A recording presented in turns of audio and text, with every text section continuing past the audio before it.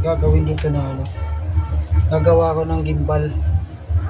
Yan, ito tuloy guys, ito na yung nabuo ko. Yan, ito yung parts. Ito yung apat na ano, apat na bearing. So ganito yun guys, bubuhin ko na.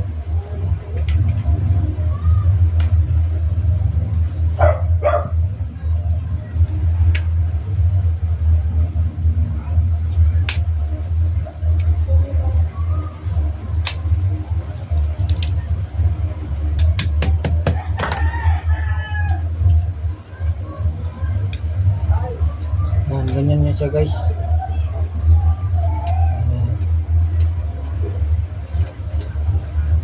Ayusin mo pag video.